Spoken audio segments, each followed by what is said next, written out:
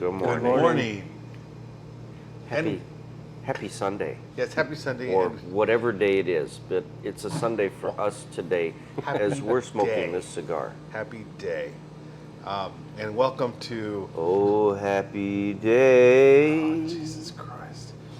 Welcome to today's version of... Dude, what are you smoking? All right. I did it yesterday, so... Brian, dude, what are you smoking? Well, this is the other Nelson Alfonso cigar that we are bringing into the lounge. This is the Bandolero. Bandolero. I was gonna mispronounce that because I haven't had enough coffee. Well, Bandolero. Ecuadorian Habano wrapper leaf. Comes in 3 different aged qualities, as far as we can tell from our reading. Quite good, mellow, nutty. I had a little dried fruit on the dry draw. It was weird. All 3 of us came up with a different kind of distinction in that dry draw. But I'm enjoying this quite a bit. For a Habano, I'm not a Habano fan. I'm enjoying this quite a bit. None of us are Habano fans. We're not. So, we all struggle to find the good Habanos. Yeah. So Bandolero comes in like 3 different things. There's a Series T, a Series A, and a Series C. So we're doing the Series T right now, which is the Traficantes, which is traffickers. And of course, we're smoking the Tremendos. That's the size that we ended up with. Which is a Robusto. 5x50. Basically, it's a Robusto. It is a 5x50. I'm enjoying this. I'm a Habano fan anyway. So, it's leaving some saltiness now, like aftertaste.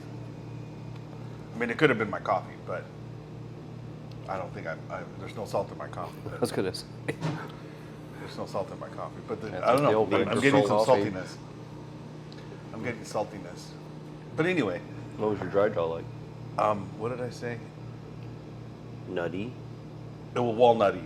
It was walnutty. I mean, literally like walnuts, like you had walnuts in your mouth. That was my dry draw. My dry draw was pretty much like just a sweet cedary flavor. I didn't get nuttiness or fruitiness or anything like that. But lighting it up, a lot of different distinct flavors in there. There's a little bit of like a charred cookie kind of bready thing that I got with some sweetness. Some of that fruit comes in there. Some of the nuttiness, which is typical of Habano. It is an undisclosed binder, and fillers from Nicaragua is what the blend says. So, don't know what that filler's giving it, or that binder's giving it. But there is some spice too in the back of my throat. So it's got. It's a light spice. Yeah, it's just sitting there. It's not a pepper or anything like that. It's almost like if you ate something with a lot of cinnamon on it, and the cinnamon just kind of sits back there. Mm-hmm. So it doesn't taste like cinnamon, but just that hint of spice in the back of your throat. Very nice retrohale too. Despite the spice, it doesn't burn through your nose at all, and it brings up sweetness of like a cedar sweetness from the retrohale. But in great construction, just like the Atabey. It's drawing perfect, burning perfect. So I mean, it's a pretty cigar. That wet, shiny look. Yeah, it's right at the burn line. It's a very pretty cigar too. Oh. I mean, you can't see veins in this thing. Seams are pressed down, so it's Yeah, it's a perfect burn rate. The ash is like flawless. White. I took a look at the foot this morning. I didn't see that distinctiveness that I saw with the Atabey. That's so weird. That clear definition between the layers of tobacco. This is more like what I'm used to seeing in other cigars. It looked like a cigar, whereas the Atabey was like defined in the way that the tobacco was rolled.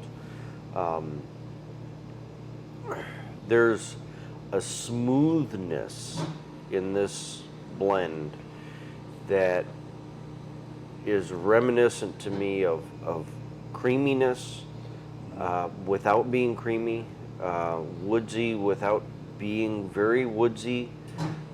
It's just very smooth is the way I would put it. And I did put it. All right. So it's Way to put it down. this is kind of like cooking. So when you have a really nice, silky, smooth soup, that's kind of what this is. A soup has so many different flavors in it, and it's smooth and easy and silky, and it just kind of coats your mouth. The flavors just coat your mouth very nicely. And it stays on your mouth. Yeah, so it's Even got after a you it's blow nice the long smoke finish. out, it's like, it feels like there's something in your mouth. And we smoked a couple cigars like that yesterday. Yeah. You know, that it just feels like after you blow the smoke out, you're sitting there and something's laying on your tongue. Something, you know, like the smoke is still sitting in your mouth even though you've blown it all out. And that's just the richness of the flavor profile, I think. So who wants to tell a little bit about the story of the Bandoleros and what that means? All right. I'm a cheater. That's fine. Because- it's so, it's boring back that way. We'll see what he misses. Because this is a lot of information, right? So Between the 1700s to the 1717 1800s. through 1817, the Spanish crown prohibited the cigar production in the Caribbean islands, right? And what happened is that the only place they could actually roll a cigar to look like this was in the Seville Royal Factory, and they wanted to kind of monopolize that entire thing. And Bandoleros was really what started the defiance of that, and they wanted to be able to spread tobacco everywhere and not just be monopolized by Europe. No, I They were think bootleggers. Bandoleros means bootleggers, so yeah. these are the bad boys of the early days of These tobacco. These are our heroes. These are the These guys. are our heroes. Yeah, I mean, if they Pretty didn't much. do this, there Pretty wouldn't much our be, heroes. you know, the Yeah. $7 cigar that you like. That wouldn't happen if there was a Bandoleros, man. You know, so So yeah. So that's kind of how this came about. And of course, like I said before, they've got the three series, the Series A, C, and T, which is the Series A is the Aventureros.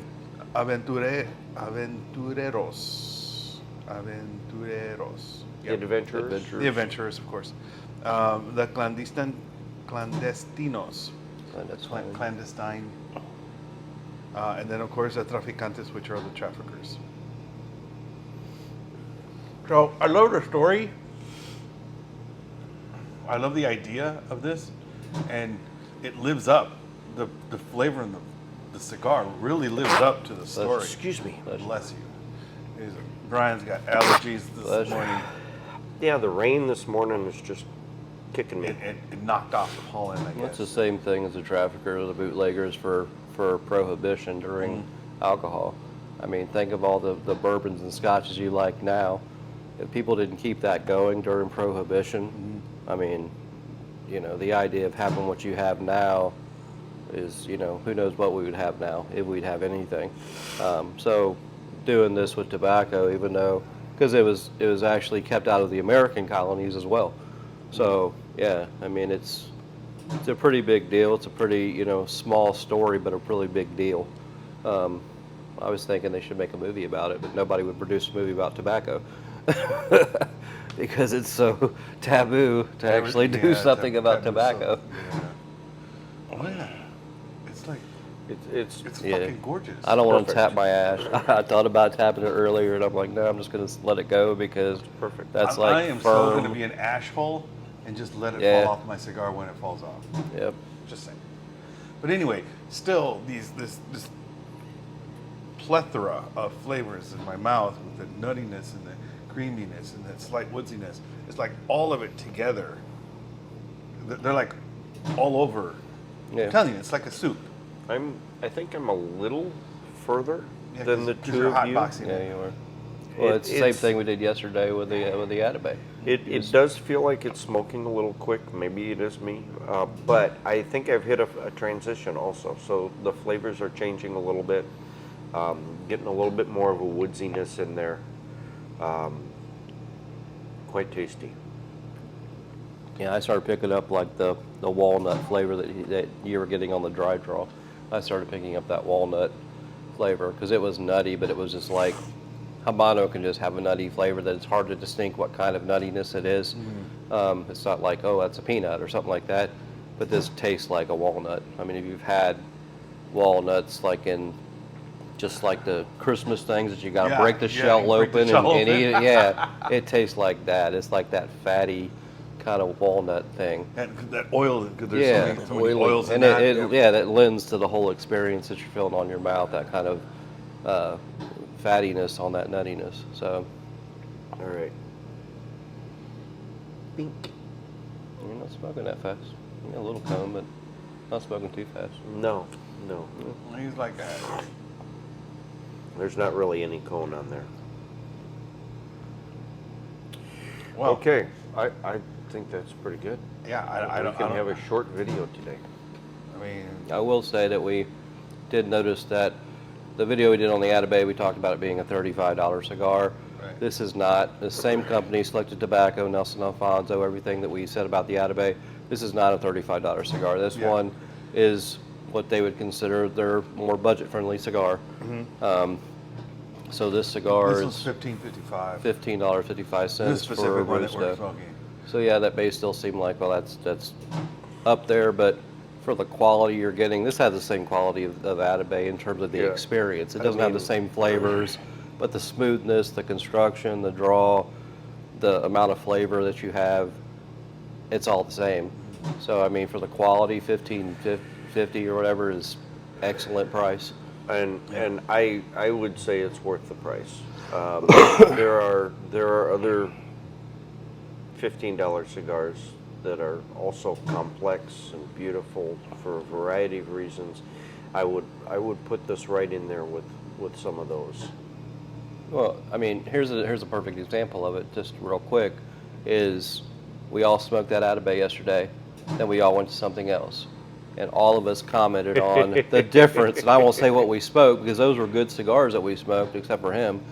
They were all, I won't say what you smoked, but I mean, it was such a stark difference between the smoothness and experience of that Atabay and that other cigar. And they were all good cigars we were smoking, mostly. And so that's, when we smoke our next cigar, it's probably going to pale in comparison to the smoothness of this cigar, even though those are good cigars. So that's what you really pay for in this. That's one of those things. Occasionally, someone will come in and they'll buy, several cigars from us, and they'll say, Gonzo, Ben, Brian, what should I smoke first? Oh, yeah. And we'll give you our opinion based off of Flavor. what you've purchased, what you're going to be drinking, what time of the day it is. Have you eaten? And for the most part, you want to go milder first and then build into a stronger cigar, or you want to go cheaper first and build into a more expensive cigar because of the quality differences. If you start with your Bud Light and then move into your bourbon, you're going to appreciate your bourbon more. If you start with your bourbon and then switch to Bud Light, you're going to be like, what the hell am I drinking? Yeah. So this is a good one. Or if you can do a car analogy here too. This would be a car that may have independent rear front suspension, independent, versus one that's a solid axle. So your solid axle is going to be a lot more bumpy than the one with the independent suspensions. So it's smoother. The one's going to be a little more rough. Your other cigars are going to be a little more rougher. Way to butch it up. Yeah, that was some man speak right there. I think I just grew a chest hair listening to you. Really? Yeah, man. I was only Went through like clo- second puberty just now. Boom. It was from my cousin Vinny. Yeah. Because Clock didn't- is I didn't ticking know like you had the this. viewing Skywalk. I didn't know you had a cousin Vinny. Because the clock is ticking like this. All right, we're getting crazy now, but Great What- cigar. When it's out, please try it. yeah, It's a really good cigar. I think you'll enjoy. I think it's any time of day smoke. Myself, if somebody asked me what I should start with, I would have no problem saying we'll start with the Bandolero, because it would work anytime. I It does don't- say it's full bodied on some certain pages, but I I'm don't not feel feeling like this anything. is a full-bodied cigar. Yeah, I'm I not don't feeling consider anything. this I think it's full-bodied full at all. flavor. I mean, if you're talking body in terms of like flavor Flavor, experience, yes. intensity of flavor, and stuff like that, Then yeah, it's I'd fine. say it's full body. But strength wise, it's a mild plus. Yeah. I mean, I don't even feel it right now, and I'm a third into it, so maybe it ramps I've up. reached the halfway point. Jesus. I'm definitely smoking a little hotter than you are. Yeah. So Ash is still holding well. Brian's hotter. So we did notice that all of these are essentially a Toro or shorter. They don't have any sizes in any of the three variations of the cigar that are Churchill, Lonsdale. They got a 660 and a 654, but Yeah. I mean, Yeah. Yeah. It's 6.5 by So- 6, I think it is. So it was interesting to note that there are no long cigars. So that I wonder personally if that is a factor of the leaves available for them to use. Maybe the binder leaf is a higher priming, a smaller leaf, whatever type of tobacco they're using, and therefore they're limited in the length of a cigar that they can produce. I don't know. yeah, because it's undisclosed. So, like an Ecuadorian Habano wrapper, you're going to be able to find a leaf long enough to make a Churchill, but you don't know what the binder is on this. So, True. who knows what it is? But all in all, I'm enjoying the shit out of this cigar. And then, of course, the ash is holding very well, so that means it was packed nicely. I did not have any trouble tapping it, but I didn't need to tap it. Okay. So, on that note, stay safe. Stay sane. Stay healthy. Salud. Salud. Salud.